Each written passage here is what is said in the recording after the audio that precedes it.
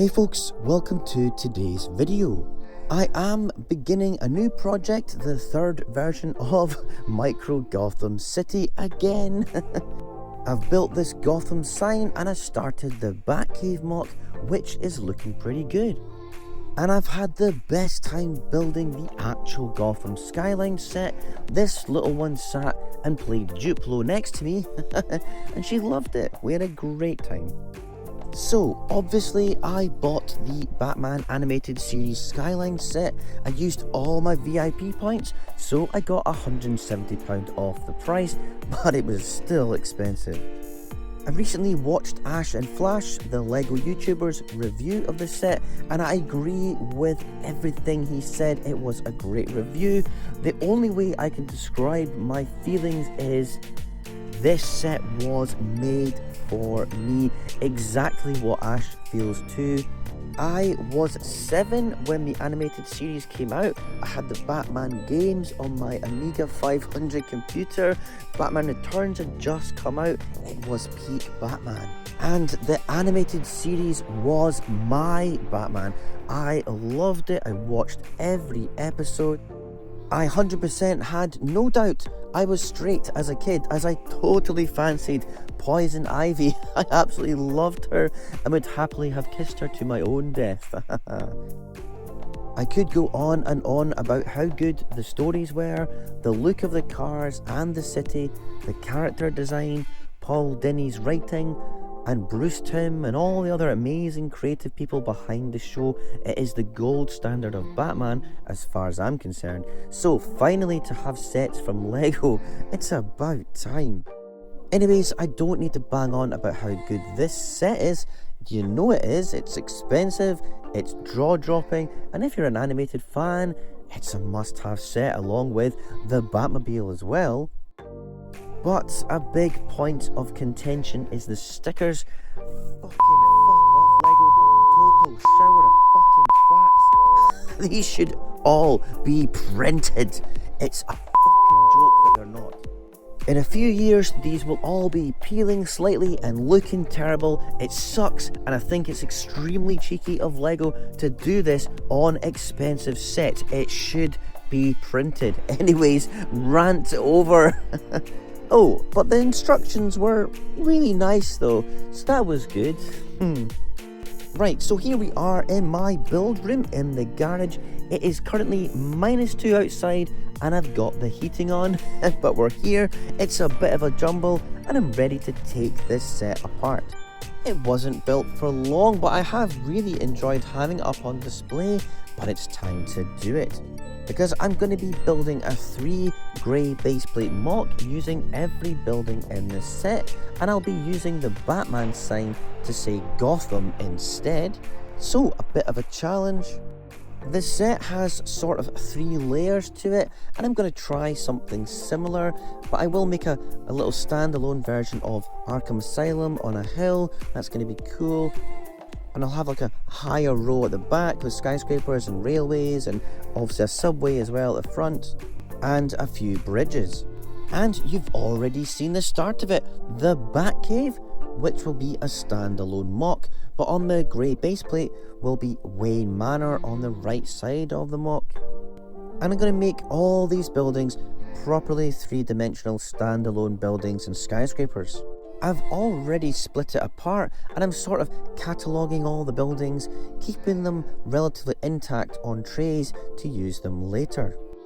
I mentioned earlier that this was my 3rd version of Gotham because way back in 2020, 2021, I did a Micro Gotham on 3 base plates too, but it was all custom and I liked it, but the way I built it, I've learned so much and I wouldn't do it that way again. I took that apart and then I built this small 32 by 32 baseplate one, and this is very stylized with just black, yellow and orange. It is very popular though at LEGO shows, but you know, it's time to break it up and use many of the buildings in this new mock. So the magic of time and editing, a few hours later, and I have been constructing a Micro Batcave which revolves around the Micro Batmobile that came with the set. And I've included all the classic elements, the big penny, the Joker card, the dinosaur, the Bat computer, which is the red stickered piece, I love that, and there's the elevator to Wayne Manor, which is the tan ingot pieces. A bat sign on the floor, it's not really like that in the real Batcave, but hey, I like it. And I've put a grey walkway to the Batmobile. A wee play feature is that you can turn it, which I had to include. There will be a ramp up here to a road that leads out of the Batcave. Still got a ton of work to do, and it is getting bigger than I planned.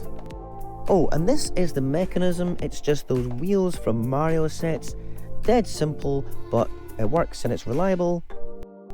The Gotham sign, it was the Batman sign, and that sign was in the font called Andes. It is an Art Deco style, a gorgeous font, just so evocative of that era, film noir, the whole Art Deco movement, and of course it was used in all the lettering in the animated TV show. I kept the M at the end, the A and the T, the N in Batman became the H, the other A became the O, and of course I used the B to make a G. So that's Batman to Gotham. It wasn't hard, but it wasn't easy also. The big problem though is in the Andes font, the O is not this tall linear letter like the A. It's actually just a perfect large circle. It just doesn't look right to me. But now the M looks too big. But you know what? I am happy with it for now, so it will stay like this. If you're familiar with the set, you'll know it comes with one of those rooftop ledge builds where you can display the 4 minifigures, which are Catwoman, Harley Quinn, the Joker and Batman, with his snazzy blue inside, black outside cape. Cool figures which I want to display as well, but I have instead extended it by twice the length, and that means I can add the Mr. Freeze, which came with the animated series Batmobile, and I've also put a Robin. He's not a great looking one. I will make a better version, just haven't had time to look for all the hair pieces and trousers. But I wanted to include Robin as, although he wasn't in so many episodes, he was one of my favourites, and Batgirl was also one of my favourites. I really hope they do a set with her and Robin. They could do the Bat cycles. So I just wanted to make something that would fit more of the figures. I have made this quite strong. I've used bricks where I can and thickened it up with plates.